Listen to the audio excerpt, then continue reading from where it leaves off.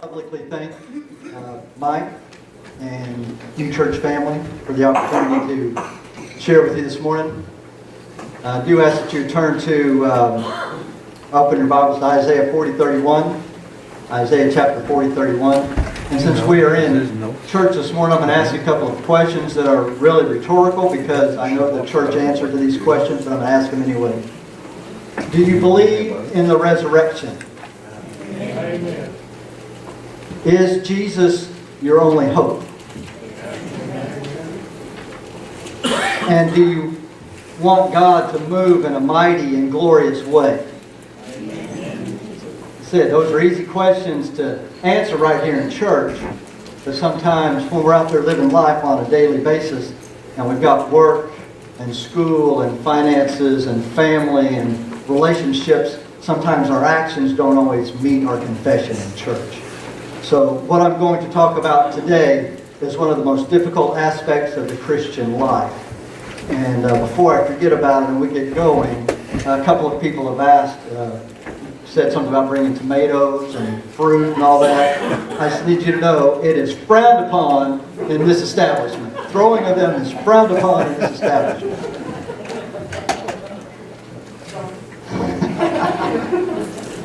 All right, if you would, and if you can, join me standing as we read the Word of God. From Isaiah 40:31, we are, the topic is waiting on God. So if you would, bring that verse up. So, yet those who wait for the Lord will gain new strength. They will mount up with wings like eagles. They will run and not get tired. They will walk and not become weary. Join me in prayer. Father God, we thank you for the opportunity to study from your word today. We ask that you would speak to us and guide us, not just for this moment in time, but for tonight and tomorrow and next week and next year as we strive to follow you. Put it in our hearts to do your will for your glory.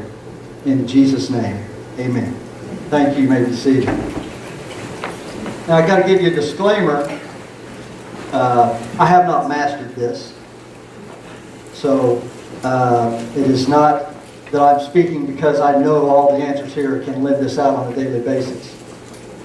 And also, I don't usually say this, but I'm extremely excited and extremely anxious and all kinds of feelings at this moment. So it's a little bit different for me. So I pray that you would just bear with me and look past me. I'm literally hiding behind the cross right here, am I not? I don't know how you guys do this. But when we're waiting on God, it is not easy to, let me just say this. It is easy to wait when there's no pressure, when there's no people involved, when there's no expectation. So if you have no time pressure, no people pressure, no expectation pressure, it's very easy to wait. So like maybe got a day off or vacation, or maybe getting paid by the hour and you're a government worker. I don't know. You just stand there. It's easy to wait, let people go, or to stand in line and not have any anxiousness about it. But whenever you've got some other kind of pressure involved, waiting becomes an issue. Is that not true? So here we are. So first I want to just look at some misconceptions about waiting on God. The first misconception is, I must not have heard God correctly. If I'm waiting on God, I must not have heard Him correctly. Well, that's not necessarily true. If you've heard something and then you just need to wait on it, go back and visit that time when you know you heard from Him. Amen. So sometimes what happens is we give up too easily because we have not seen what we want to see when we want to see it. So go back and revisit that. So just because you're waiting doesn't mean you've not heard from God correctly.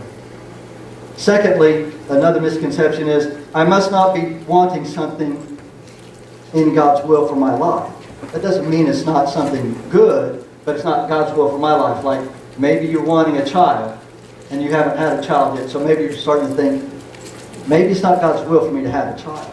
Or maybe you're single and you're thinking, maybe I can't get married because it's not God's will for me to get married. So just because it hasn't happened yet and you're waiting doesn't mean it's not God's will for your life. Third misconception is, I must not be praying enough. Well, that's probably true. But it may not be related to why you're waiting. I mean, the Bible does tell us to pray without ceasing, but we can always be praying more, can we not? So just because you're waiting doesn't mean you're not praying enough. But it is a misconception that we put on ourselves. No matter how much more we pray, it doesn't mean we get the answer to what we're praying for. And then the fourth misconception I want to share with you this morning is, how is this drawing me closer to the object of my wait rather than the person of Christ? I know when I'm waiting, I'm thinking, how can I get to what I'm waiting for? You know, if you're trying to get a job, I'm waiting for that job. How is this drawing me closer to that job? If I'm looking for financial or relationship or promotion or a car or healing of physical being, whatever it is, how is this drawing me closer? This wait, is it drawing me closer to getting what I'm waiting for rather than drawing me closer to the person of Christ?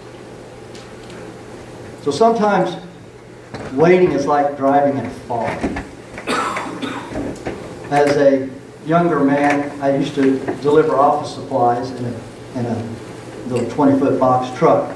And a lot of times I went to Cleveland, Oklahoma, and Pawnee, and Pawhuska, and Ponca City, and Enid. And a lot of times I was driving that Highway 412 on the Cimarron Turnpike. Have you ever been on that highway, especially in the spring morning at about 6 o'clock in the morning, 7 o'clock in the morning?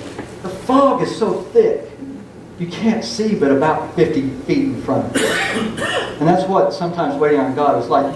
You can't see off the side of the road. You can't see very far in front of you. All you see is this little patch right here. And I'm just thankful that I'm here today because as a young man, I did some stupid stuff driving that highway. I mean, that thing that was pegged as fast as it would go, my foot was glued to the floor, and I was hauling as fast as I could down this road. There's no way if there was anything out there, whether it was a chuck hole or a person or an object, that I could have missed them and not killed them and me both.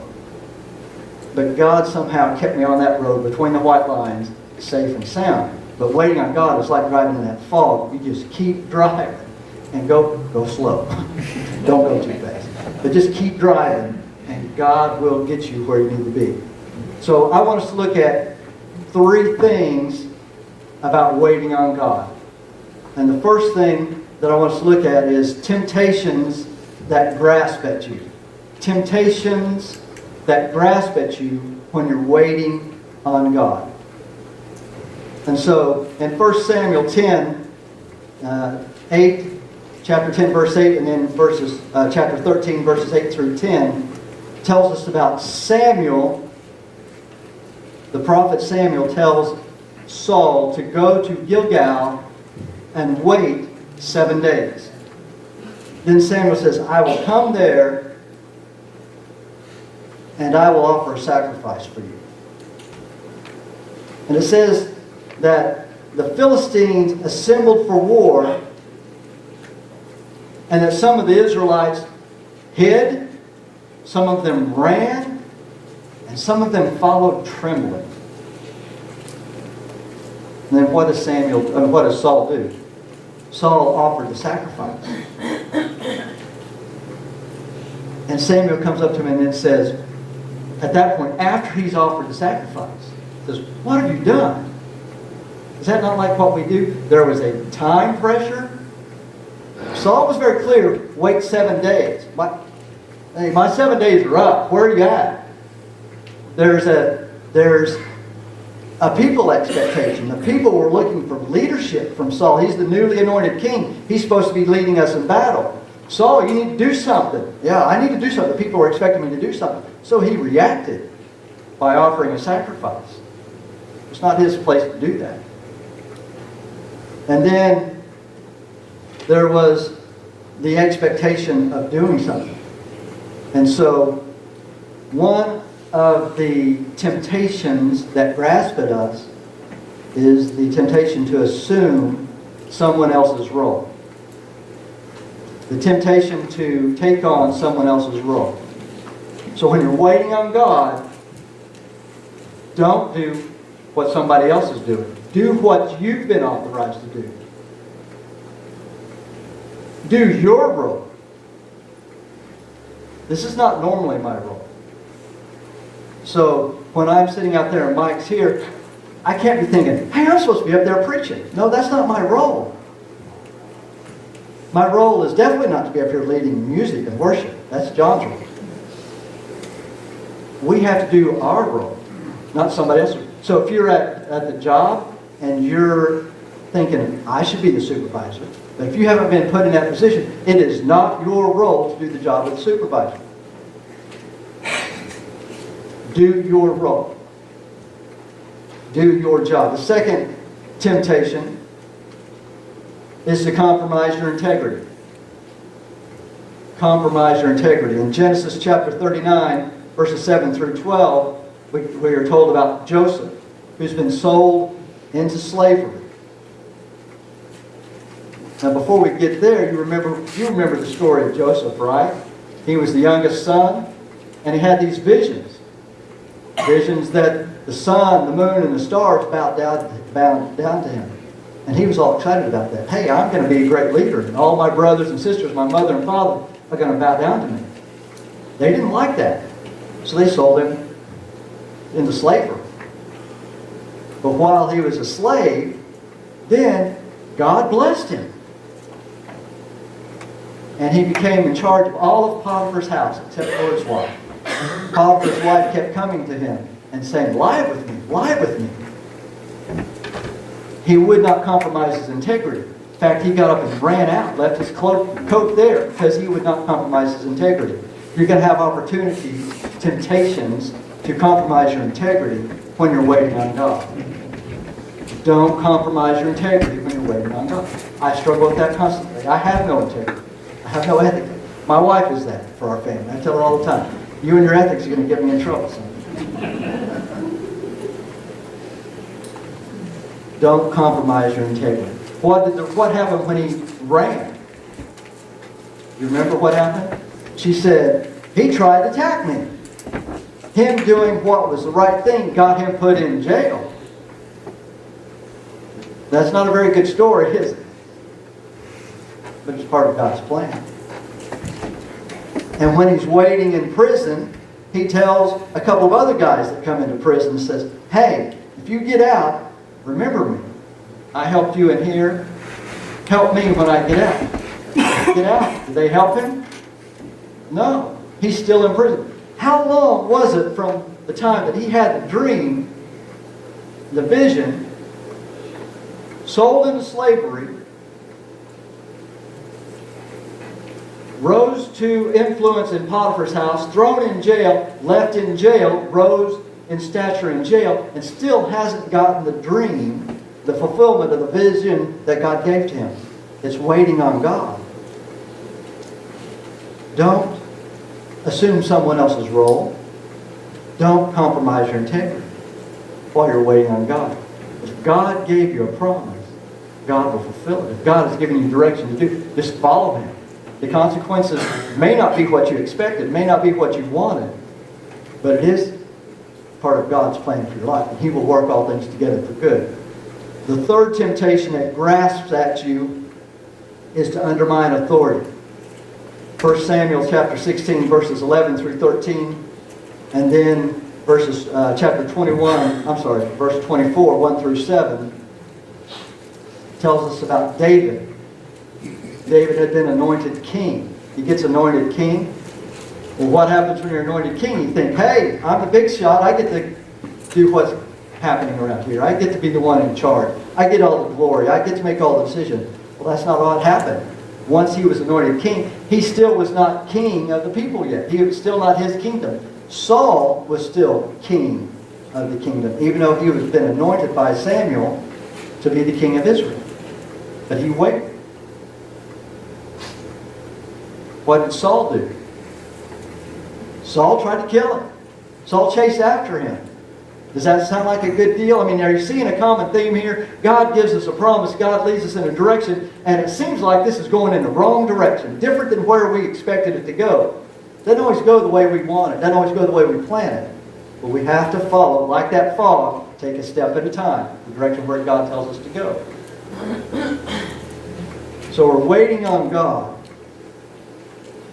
Then David is in a cave, hiding from Saul, and Saul comes into the cave. This is David's opportunity to seize the moment, to kill Saul and become king. Saul doesn't do that. I'm sorry, David doesn't do that. He does cut off a piece of the robe. Then he calls Saul out and says, look, hey, I had the opportunity to kill you, but I shall not lay my hand on the Lord's anointed. So, Mike is our pastor. I love him as our pastor. I have a temptation to undermine his authority. When I was a member of a Sunday school class, and Brother Kirk and then Brother Vern were Sunday school teachers, it was a temptation to undermine their authority as a Sunday school teacher. It's easy to undermine the authority of Brother John as the worship leader. But I can't undermine the authority that's placed in not just in the church, but at work. Don't raise your hand. How many of you ever been at work and wanted to undermine the authority of the one in charge? Those stupid, idiot leaders. Whether it's the CEO or the shop foreman. I'm sorry for using such bad language. We can't undermine authority. I mean, that's what God's Word says. It's not whether I like it. It's not whether that's what I want to do. But that's what God's Word says. When we're waiting on God, especially when we're waiting on God, the temptation to undermine authority or those who are doing something else. This is not the way I like it. This is not the way I want to do it. This is not the way it should be done. I could do it so much more, better, more efficiently, more effectively. Not if God hasn't placed you there yet. If you get there the wrong way at the wrong time, the results are going to be bad. Even if it brings you man's glory, it will not be what God wants, and you will not get the full reward you should have for following God. So those are the temptations that grasp at you. Now I'm going to give you some tips to guide you. I wish we could just do this as a formula. I love formulas. And just A, B, C, 1, 2, 3. Oh, that's was that a Jackson 5 song? A, B, C. I'm showing my age. I want to give you a formula. I want a formula. I want to do this, and then do this, and then do this, and then this happens. I want to put God in a box. And I want to dictate to God, if I'm praying, and I'm studying God's Word, I'm having a daily devotion, and I'm sharing the gospel on Saturday morning, or I'm coming to church on Sunday morning, and I'm doing all the right godly Christian things, then this is what's going to happen. I'm going to have a full bank account, and I'm going to have a beautiful house and cars that work all the time with heaters and air conditioning and what are those? Electric windows that go up and down? Yeah, we could. That's not how God works. He doesn't just give us a formula and say, do this, this, and this, and then this happens. That's what I want to give you.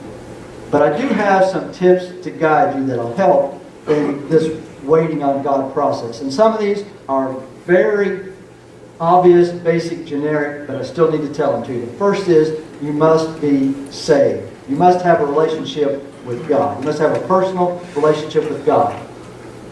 So if you're saying, I'm waiting on God to do something before I believe in Him, He's already done something. He already died on the cross.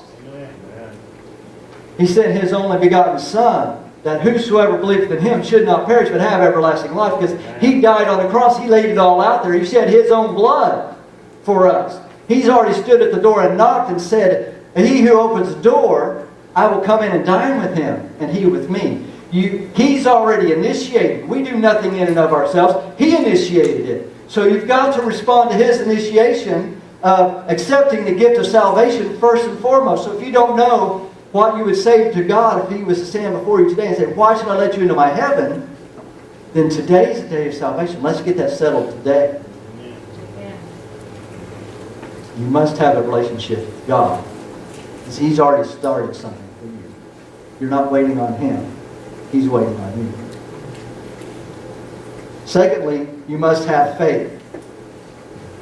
You must have faith. Without faith, it is impossible to please God. So, remember one of the questions I asked you a while ago is God the God of resurrection? Do you really believe that? Do you believe that when you're waiting on God? Is God not able to resurrect a dream that has died within you while you're waiting on God? What is it? What is it that was on your heart that you prayed for God and it seemed like there was no answer? And it seems like it's gone and you'll never see it again. If it's God's will, He can resurrect that. Can He not? He is the God of resurrection. Thirdly, we must be filled with the Spirit. Filled with the Spirit. Ephesians 5:17 and 18. I'm going to read this one to you. It says, "So then, do not be foolish, but understand what the will of the Lord is. And do not get drunk with wine, for that is dissipation, but be filled with the Spirit." If you're waiting on God, you need to be filled with the Spirit to know what to do next. We talked about that at length in our Sunday school classes today, about being filled with the Spirit and waiting for His prompting. Fourthly, we must die to the flesh. Die to the flesh. And I'm going to read this one too. Romans 8:13 and 14. Romans chapter 8, verses 13 and 14 says, "For if you are living according to the flesh, you must die. But if by the Spirit you are putting to death the deeds of the body, you will live. For all who are being led by the Spirit of God, these are sons of God." You've got to be filled with the Spirit while you're waiting on God if you're going to know what the next step is. So those are pretty basic and common. Those are not out of the ordinary. Now I'm going to share with you some more, a little more helpful maybe. Number 5, the fifth tip is do what is practical. Do what is practical. That seems a little odd. But in Genesis chapter 12,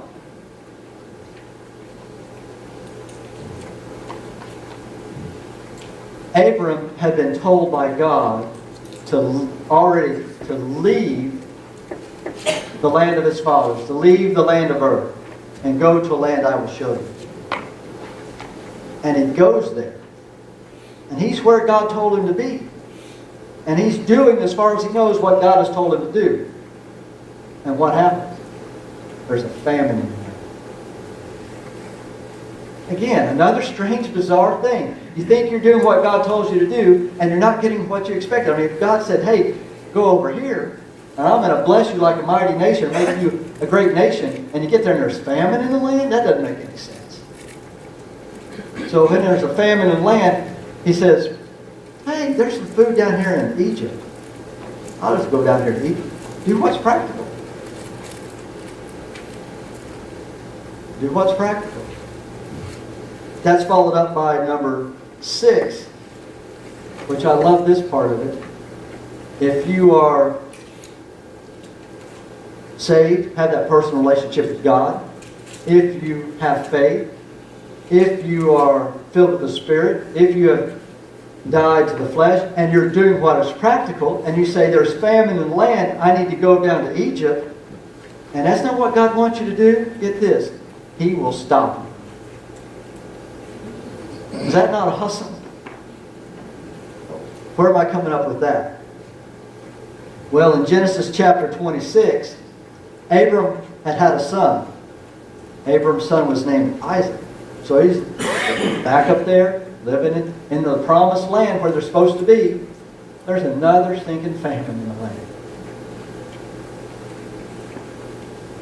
And he's thinking, maybe I'll go down to Egypt. Dad did that. It's good enough for Dad. It's good enough for me. Let's go down to Egypt. God says, "No, don't go to Egypt." God will stop you. In Acts chapter 16. Paul is out on a missionary journey. He's out doing God's will, sharing the gospel with the Gentiles. And he's thinking, hey, I'm going to go up here to Asia. God says, no. The Bible says in Acts 16, God stopped Paul from going. Then again in Romans chapter 1, Paul said, I wanted to come to you, Romans, and share the gospel with you, and to share the word of God with you. And it says, the Spirit stopped me.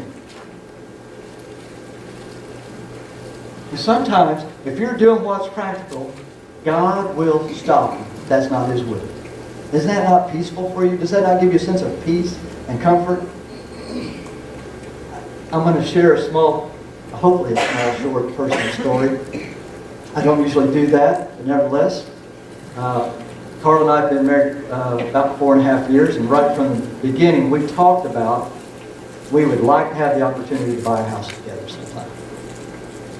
So it's been something we've been talking about for a while. We knew we weren't ready, but we were preparing and praying about it. Time came about 2 years ago that we thought, let's look for a house. Well, I just need to say, in that process, we would just casually, for fun, kind of like window shopping. Drive by, look at a house, look on Realtor.com, whatever, looking for a house. Just something to do on Saturday afternoon because we're poor and cheap. Nevertheless, we do that. So we're looking at houses. We came across a house that, this looks interesting. But we're not really looking because we know it's not time yet. We see it, we look at it, move on. We decide that it's time to check to find out where we're at.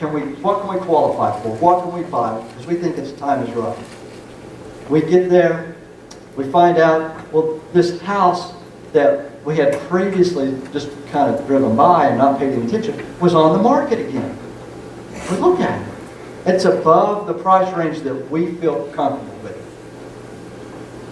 So we kind of ignore it, but it keeps hanging out there. We decide, let's drive by and look at it. It's Memorial Day weekend. Who's looking at houses on Memorial Day, right? We drive out there, we pull up into the driveway, we're starting to get out to walk around and look at it. The realtor pulls up with people to show the house to. Is that not awkward? So we just like, thanks, we'll see you. That realtor happened to tell us this house had been on the market, it had a contract offer, it was pending, the deal fell through. And so now it's back on the market, and now at a lower price. And we thought, maybe this is of interest to us. We leave, and a week or 2 or 3, I forget, it's been a few months, so we forget. But we look at the house, and it's still there, so we call our realtor and say, let's go look, we want to look at this house and go look at it. And we look at it, and it's not quite what we want. I mean, it's not, there's things about it that work, but it's not what we've outlined as this is priority 1, priority 2, priority 3, priority 4, and those kind of things. We'll keep it in mind. It might work, but it's not what we want. The more we think about it, the more we pray about it, the more we look at it, the more we pray about it, we think, maybe this could work. So let's set up a time with our realtor, go look at it again, and get out there and work at it. And we decide, no, this is not going to work the way we want it to work. We'll just leave it. But it's still available, still on the market. The more we think about it, pray about it, this can do it. We can do some adjustments, we can do some remodeling. Let's talk to our bank. Can we get enough money? Can we get enough cash to do this, to do that, and as we talk to the bank, because we're going to make an offer on this house tomorrow, we talk to the banker, and we can't get enough money to do what we intend to do. Okay. Maybe this is God's will to shut the door. All right. No big deal. Well, the more we talk about it, the more we look at other houses, we keep coming back to this house. I mean, this is, okay, we'll adjust, we'll make some, not necessarily compromises, but adjustments in our priorities to make this house work. We're going to make this house work. It comes up pending again. It's gone. What the heck are we going to do? Okay. It's not supposed to be. Well, then it comes back up on the market again, and we're like, we're going to do this deal. God has meant for this house to be ours. Obviously. It keeps coming down in price. It's getting cheaper. It's getting more affordable. We'll change our priorities. This will work. We're going to go buy this house again. Another pending contract. Finally, okay, God, you are stopping us right here. You're stopping this thing. God will stop you if your heart is right and you're trying to do what you believe is God's will and you are going in a direction He does not want you to. He will stop you, brothers and sisters. Amen. Because God is good and He loves you. Next, I want to tell us, next tip is do what is right because it is right, not for reward. Amen. In Esther chapter 2, we're told about Esther and Mordecai, and you know the story. Mordecai is the uncle of Esther. Esther's been brought into the king's house to be queen. So she's over there in the king's house. But he hears about a plot to kill the king. So he tells Esther about it. She tells the king. The king then hangs these guys. And they record it in the king's book. He just does what's right because it's right, not because he's getting anything out of it. And you know the rest. You know most of the rest of the story, don't you? That Haman decided he's going to kill all the Jews. 5 years have passed. It's about time for this scenario to play out where the Jews are going to be killed, and Mordecai's gotten nothing out of saving the king's life. But one night the king can't sleep. And he starts having the book of the records read to him. And he says, finds out, Mordecai saved my life. What did we ever do for that guy? Nothing. So he's going to bless him. And so it's 5 years later. Sometimes we wait and wait and wait, and we may not see what we expect. But just do what is right because it's right. Amen. Not because of reward. Number 8 on tips to guide you. Don't force it. Don't force it. If you force it, whose strength are you doing that in if you are forcing it? You ever been guilty of that? There are times I get impatient and I'm not necessarily a fixer, but I'm a little bit spoiled, and when I want something, I want it. And I will go do whatever I need to do to make it happen. If that means manipulating you, Margaret, I will manipulate you. Whatever way I can. And if that means hiding something from you, Chris, I will hide it. Because like I said, I have no ethics or morals. But once in a while, God convicts me, that's not right. So, another question I asked you earlier. Is Jesus your only hope? Not just to get into heaven, not just for eternal life, but today.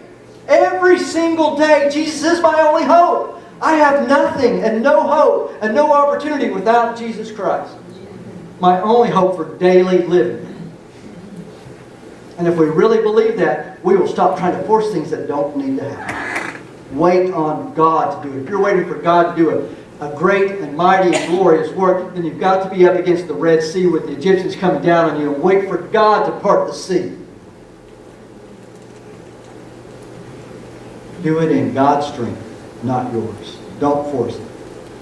And then, and only then, if you have done all of these 8 things, if you've done all of these 8 things, Psalm 37:4, and I'm going to read that to you. Psalm 37, verse 4. Some of you probably have this one memorized. Delight yourself in the Lord, and He will give you, what does it say?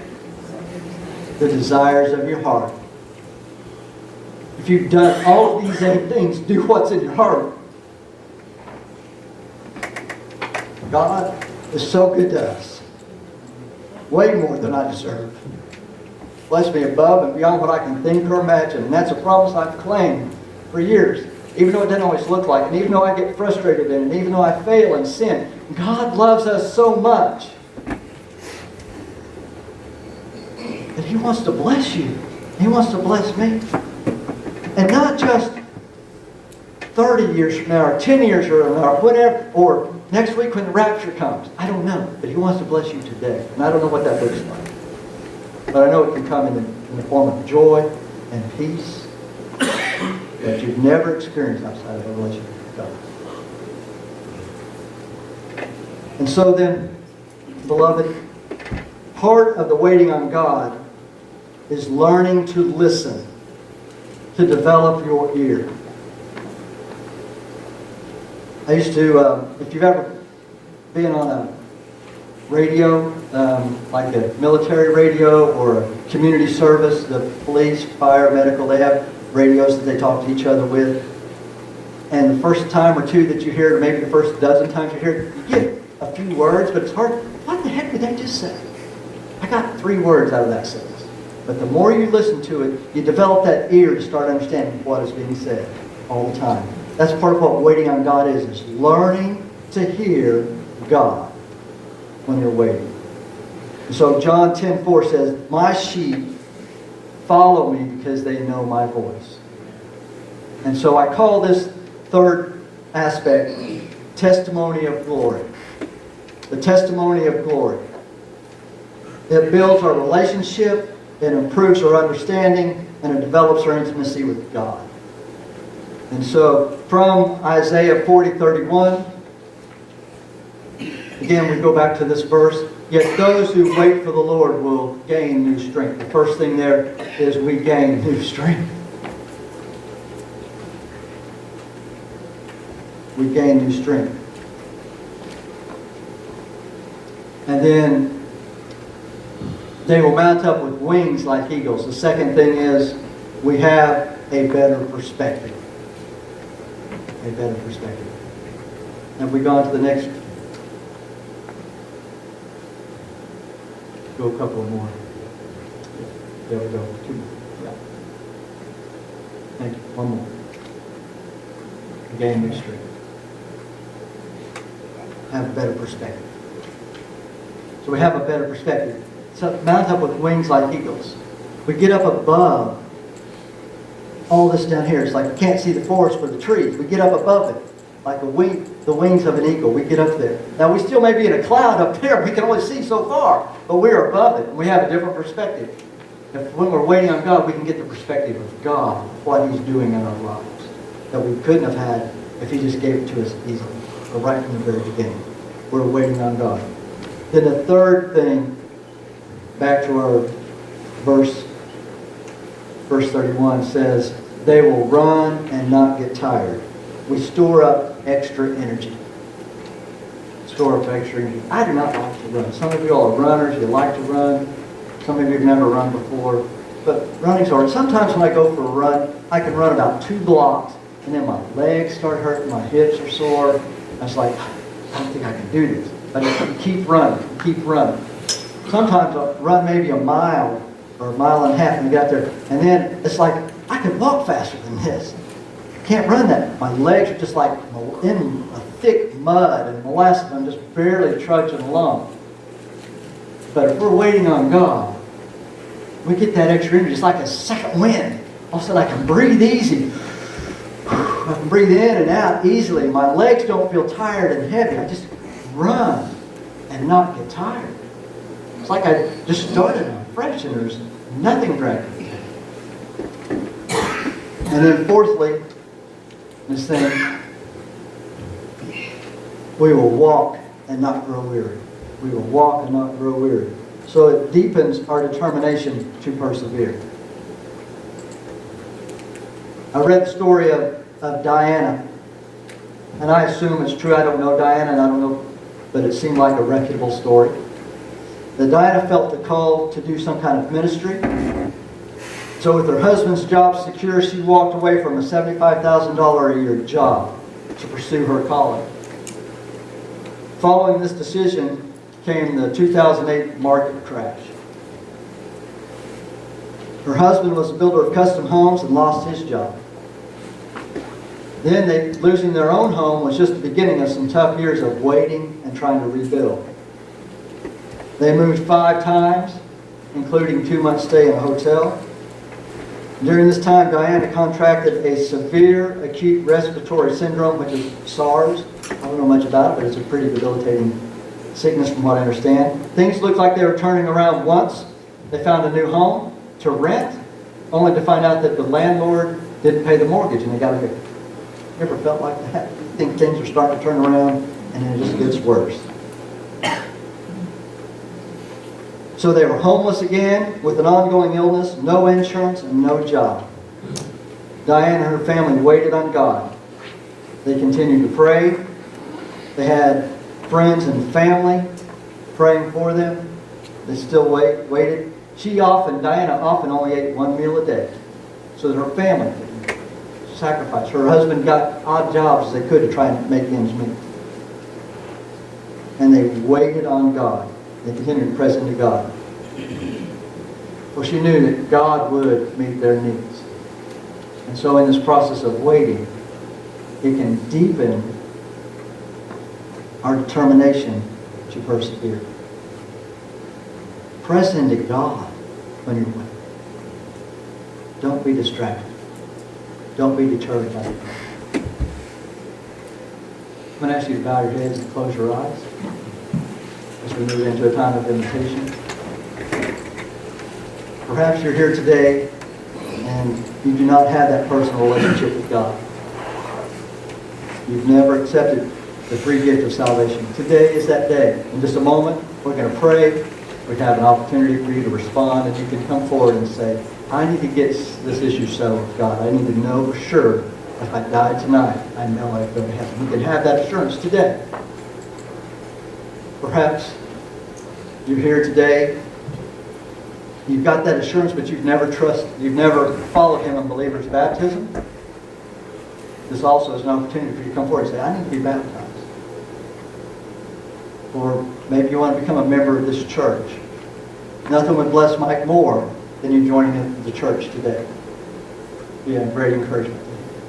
Or maybe there's some other issue. Maybe there's something you're waiting on that you want to come and at the altar and pray. Or maybe you want to come and pray for Mike while he's on a mission trip. Or some other family member, or some other issue. The altars will be open. Just a moment, no heads, nobody looking around. I'm going to pray for you, and you have an opportunity to respond. Before I do that, would you say, I need to do one of those. I need to be saved, I need to be baptized, I need to join this church. Nobody looking around. Just slip your hand up right now and say, I'm in that situation. Nobody looking around. All right. Father God, thank you for this time to study from your word, to hear from you today. I pray that you would use this to draw us closer to you and help us to say yes to you right now. In Jesus' name.